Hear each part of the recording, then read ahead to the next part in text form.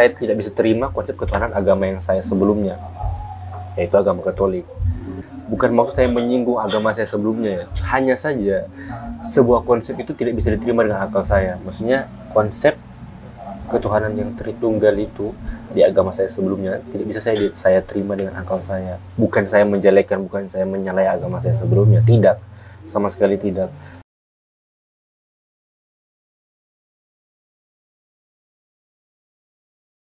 Saya berdoa, saya sebut Allah, saya sebut Tuhan Yesus, mohon maaf waktu itu saya sebut begitu, terus Roh Kudus, terus dalam Katolik juga melalui perantaran Bunda Maria. Saya waktu itu saya berdoa tapi saya bingung sendiri ya, kayak kok banyak sekali yang saya sebut, satunya kemana begitu.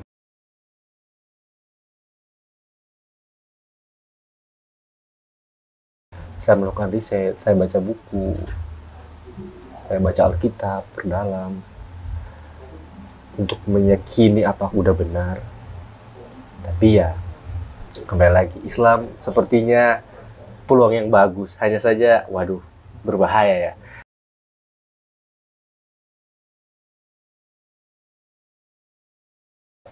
Saya tahu, saya yakin, wah, Islam tentang konsep ketuhanan yaitu La ilaha illallah. Hanya itu. Hanya kalimat itu yang saya butuhkan sebenarnya.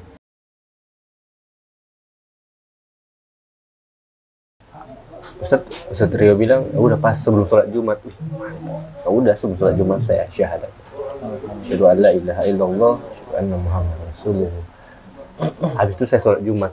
Nah, lucunya waktu sholat Jumat itu, saya kan pertama kali sholat ya. Tapi kok saya tahu, padahal saya sah paling muka. Terus pas sujud saya bilang, ya Allah, saya meninggal sekarang enggak apa-apa enggak sih ini? Saya capek. Kayak begitu.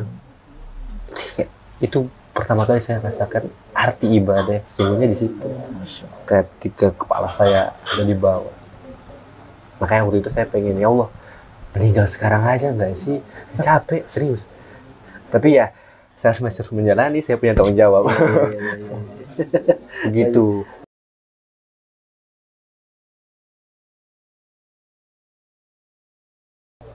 Pendekatan ibadah, ritual ibadah dalam agama saya sebelumnya tidak sesakral Islam ya, bagi saya, menurut saya ya.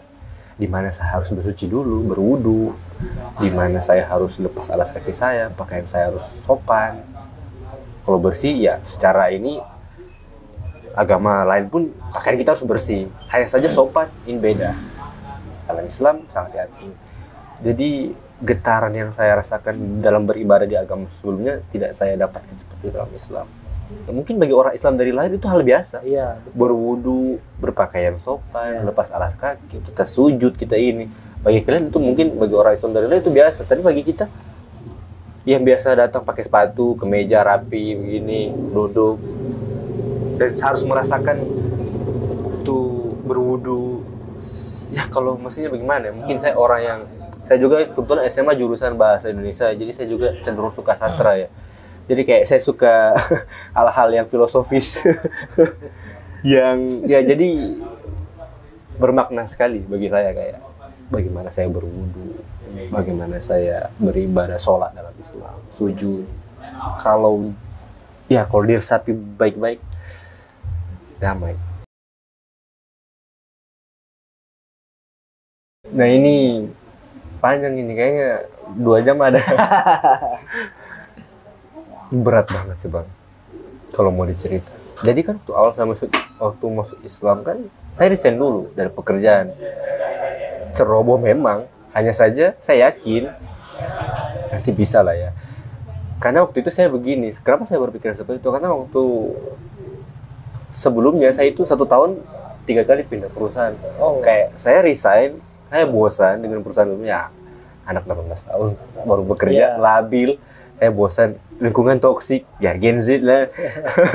Gen Z, saya lingkungan toksik nggak nyaman, dia udah berhenti. Saya harus dapat kerjaan baru.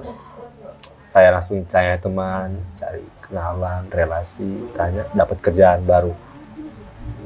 Saya resign lagi, saya dapat kerjaan baru lagi. Nah, itu pun berlaku ketika saya mau Islam. Saya pikir, apalagi ketika saya sudah punya agama, sudah punya Tuhan, kenapa saya takut? Malah kebalikan. Saya resign, saya masuk Islam. Saya sampai panas-panasan, 1 tahun itu ada ratusan kayaknya di perusahaan saya.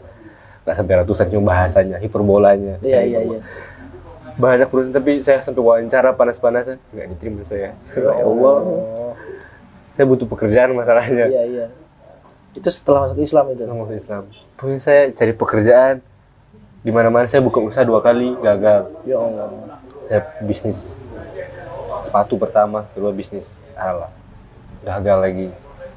Cari lagi pekerjaan, masih gagal. Pokoknya singkat cerita saya cari pekerjaan gagal, saya buka usaha juga gagal. Terus lingkup pertemanan saya juga mulai mengecil. Saya orang yang sosial, bahasa gaulnya social butterfly.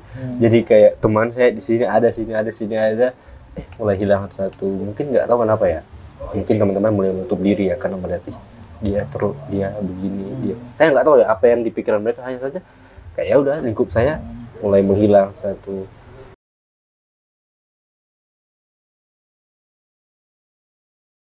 Memang sih awalnya agak ada miskomunikasi karena ya saya besar juga dengan mereka kan. Tetap ada gejolak lah antara kita. Hanya saja itu hanya berlangsung singkat, hanya sekitar berapa ya? Saya tuh mualaf 2 minggu sebelum bulan Ramadan. Ya, 2 minggu sebelum bulan Ramadan. Jadi tantangan juga tantangannya juga di situ berat sih. Karena saya bisa ngomong nggak sih? Saya baru sunat. Saya masih dalam masa pemulihan sunat itu. Saya sudah dewasa, jadi agak 1 bulanan begitu. Jadi udah masuk bulan Ramadan, saya masih belajar sholat, saya harus belajar mengaji, dan saya harus belajar puasa juga. Saya ya Allah. Kalau mengingat masa-masa itu, aduh. Punya berat sekali. Terus waktu itu kan waktu masuk terus 2 minggu sebelum bulan Ramadan. Jadi waktu saya syahadat hari Jumat, saya hari Senin depannya itu harus sunat. Dikasih jadwal sama Ustadz Rio, saya harus sunat. Nah di hari Minggu, karena saya pikirnya kalau saya sudah sunat, saya udah tidak bisa sembunyi-sembunyi mau sembahyang, mau sholat, mau apa. Akhirnya saya hari Minggu saya kumpulin. Karena ya bagi saya lebih baik minta maaf daripada minta izin. Jadi saya masuk dulu Islam, baru nanti saya minta maaf. Karena udah minta maaf kan nggak bisa. Iya. Ya udah. Ini hari Minggu saya kumpulin satu keluarga saya di rumah, di kamar, saya kumpulin, saya ngomong baik-baik. Kabur, berdiri semua orang rumah. Antum bilang saya masuk Islam. Iya. Tapi saya ngomong secara halus, terus detail juga, alur ceritanya gimana. Mereka langsung berdiri keluar dari kamar. Ada satu kata dari nenek saya, dia bilang lebih baik tunggu saya meninggal baru kamu masuk Islam. Terus saya kayak ya udah sekarang bercanda.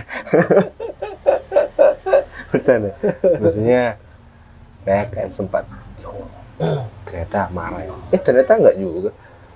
Karena saya belajar Islam lebih dalam, saya ingat satu hal. Islam itu yang paling pertama akhlak. Jadi ya udah, saya hajar di situ. Saya merubah sikap saya bagaimana seharusnya seorang muslim itu, bagaimana dia beraktivitas dalam keluarga, menghormati orang tua bagaimana. Ya udah itu saya hajar. Akhirnya kan sudah musuh jatuh lemah dengan akhlak Islam yang menurut saya indah ya, baik. Jadi akhirnya ya udah mereka keluarga jadi lihat saya jadi kayak mereka tidak pernah ngomong, hanya saja dari tingkah mereka ya. Contoh waktu bulan Ramadan setelah makan malam pasti tante atau oma saya ngomong, itu ada makanan di lemari buat kamu pakai sahur. Oh gitu, Masya Allah. Terus dibilang, itu nanti ada panci atau ada alat masak di dapur, jangan pakai yang itu, pakai ini, ada beli baru. Kalau kamu mau masak telur, mau masak mie, atau mau masak apa, atau mau masak ikan biasa yang bisa kamu makan, nanti kita pakai ini, yang ini buat masak yang non halal. Karena kamu nggak mau, mereka juga masih mengkonsumsi itu kan. Sampai mereka beli alat dapur, alat masak yang baru Masya gitu, Allah. buat masak makanan yang halal. Terus kalau masak makanan haram pasti nggak di ini, pasti mejanya sendiri, pasti di sini. Terus diingatin sama saya, jangan makan yang di meja situ. Oh ya, saya sudah paham. Sampai kalau misalnya lagi beli ini apa, kalau mau masak begitu kan biasanya ya beli ayam potong. Cuman biasanya juga beli ayam hidup kan dari pasar. Disuruh saya yang potong karena mereka tahu kalau mereka yang potong saya nggak bisa makan. Setoleransi itu. Kayak saya kayak, wah ini akhlak Islam berhasil. Masya